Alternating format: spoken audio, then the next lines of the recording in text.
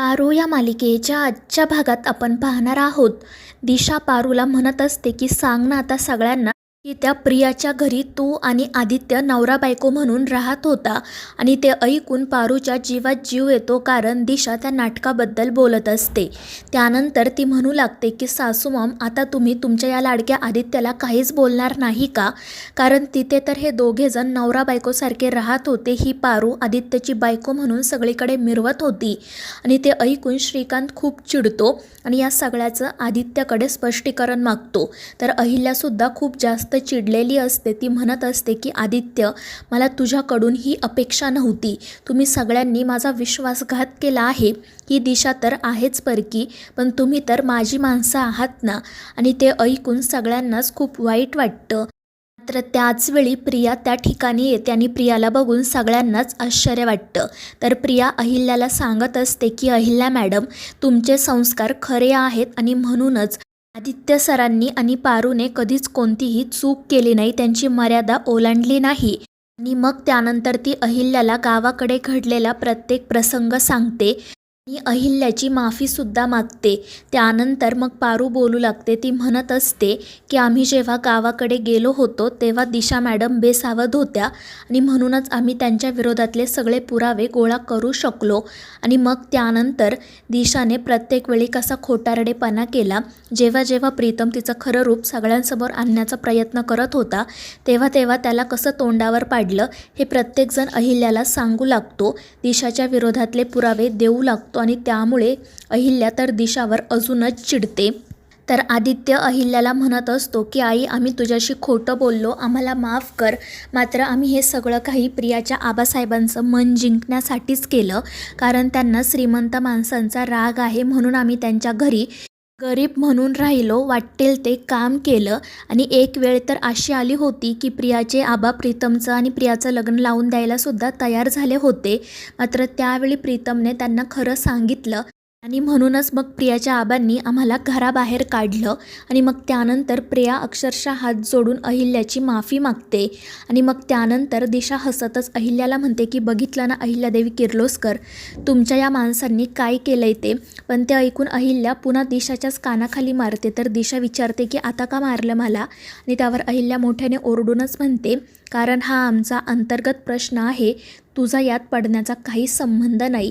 आणि मग त्यानंतर ती दिशाच्या आईलासुद्धा खूप सुनावते आणि मोहनला सांगते की पोलिसांना बोलावून घे. त्यावर मोहन म्हणतो की वहिनी, मी पोलिसांना आधीच कॉल केला आहे. आणि ते ऐकून दिशा खूप घाबरते. ती अहिल्याची माफी मागत असते, म्हणत असते की यापुढे मी नीट वागेल. मात्र अहिल्या म्हणते की यापुढे मी तुला कधीही माफ करणार नाही. आणि मग ती तिच्या आईलासुद्धा खूप सुनावते. तर तिची आई म्हणत असते की माझ्या मुलीची चूक पदरात घे. मात्र अहिल्या म्हणते की तुझ्या मुलीने चूक नाही तर गुन्हा केला आहे. आणि त्याचवेळी मग पोलीस त्या ठिकाणी येतात. अहिल्या त्यांना सांगते की तुम्ही या दिशाला घेऊन जा, तिच्या विरोधातले सगळे पुरावे आम्ही तुम्हाला देऊ. आणि मग पोलीस दिशाला घेऊन जाण्यासाठी निघतात. पण दिशा खूप आरडाओरडा करते. ती म्हणत असते की सासू मॉम, प्लीज मला पोलिसांच्या ताब्यात नका देऊ, मी चांगली वागेल, मी या घरची पुढची अहिल्यादेवी किर्लोस्कर होईल. मात्र त्यानंतर ती म्हणते की नाही नाही, आता मला अहिल्यादेवी नाही मारायचं, निदान मी दामिनी तरी होईल. आणि ते ऐकून दामिनी म्हणते की दिशा तू काय बोलतेस? आणि त्यानंतर तीच पोलिसांना सांगते की या दिशाला ताबडतोब येथून घेऊन जा. आणि म्हणून मग दिशाला तेथून फरफटतच घेऊन जाऊ लागतात. मात्र दिशा मोठ्याने ओरडून सगळ्यांना म्हणते की तुम्ही माझा आज इथे जो अपमान केला आहे ना, तो मी कधीच विसरणार नाही, मी परत येईल, एवढं लक्षात ठेवा. आणि मग त्यानंतर पोलीस तिला पुन्हा घेऊन जाऊ लागतात. पण प्रीतम त्यांना थांबवतो आणि ते बघून दिशा खूप खुश होते. मात्र प्रीतम त्याच्या बोटातील अंगठी काढतो, दिशाच्या हातावर ठेवतो आणि तिला ढकलून देतो. त्यामुळे दिशा खूप चिडते. पोलीस तिला तेथून फरफटतच घेऊन जातात. तिच्या आईवडिलांना सुद्धा अटक होते. आणि मग त्यानंतर श्रीकांत अहिल्याला म्हणत असतो की आता या सगळ्यांना माफ कर, त्यांच्या चुका पदरात घे. मात्र अहिल्या म्हणत असते की नाही श्रीकांत, माफ करणं तर खूप दूर राहिलं, मला या कोणाशी सुद्धा बोलायचं नाही आहे. आणि मग ती तेथून जाण्यासाठी निघते. पण तितक्यात सयाजीराव त्या ठिकाणी येतात आणि म्हणतात की तू मला सुद्धा माफ करणार नाही का? आणि त्यांना बघून सगळ्यांनाच खूप आनंद होतो. अहिल्या आणि श्रीकांत तर खूप खुश असतात. अहिल्याचा तर या सगळ्यावर विश्वासच बसत नाही. आणि मग आबासाहेब आणि प्रताप घरात येतात. आबासाहेब अक्षरशः हात जोडून अहिल्याची माफी मागत म्हणत असतात की या भावाला माफ करशील ना. तर अहिल्या रडतच आबासाहेबांच्या पाया पडते आणि मग त्यानंतर आबासाहेब तिची मनापासून माफी मागतात. तर हे सगळं बघून दामिनीला आश्चर्य वाटतं. ती म्हणत असते की मला माहितीच नव्हतं की हा वहिनींचा भाऊ आहे ते, पण आता जाऊ दे, मी सुधारले ना, यापुढे मी नीट वागेल.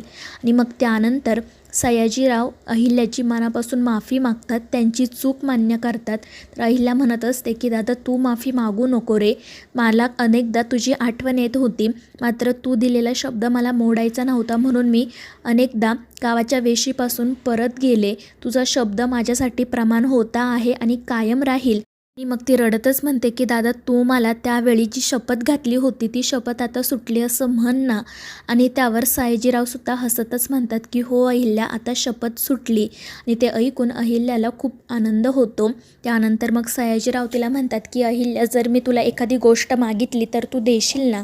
तर अहिल्या म्हणते की हो दादा, तू माझा जीवसुद्धा मागितला ना तरीही मी तो देईल. आणि त्यावर सयाजीराव हसून म्हणतात की तुझा जीव नको आहे, उलट तू माझ्याच जीवाला सांभाळ. आणि मग ते प्रियाला जवळ घेत म्हणतात की अहिल्या, ही प्रिया माझी मुलगी आहे, ही प्रिया तुझा जीव की प्राण होती, आठवतं आहे ना तुला. आणि त्या हे ऐकून अहिल्याला खूप आनंद होतो. आणि मग त्यानंतर आबासाहेब गावाकडे घडलेला प्रत्येक प्रसंग अहिल्याला सांगतात आणि म्हणतात की तू आता या सगळ्यांना माफ कर. हा आदित्य तर तुझ्यासारखाच स्वाभिमानी आहे. माझ्या घरी जरी तो आणि पारू नवरा बायको म्हणून राहत असले ना, तरी त्यांनी कधीही त्यांची मर्यादा ओलांडली नाही.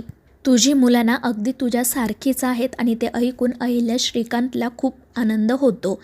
तर मित्रांनो, या मालिकेच्या पुढील भागांमध्ये आपण पाहणार आहोत आबासाहेब स्वतःहून प्रियाचा हात प्रीतमच्या हातात देतात आणि मग त्यानंतर प्रियाचं आणि प्रीतमचं लग्न धूमधडाक्यात पार पडतं. सगळेजण खूप आनंदात असतात. तर मित्रांनो, या मालिकेच्या पुढील भागांच्या अपडेटसाठी आपल्या चॅनेलला सबस्क्राईब करा.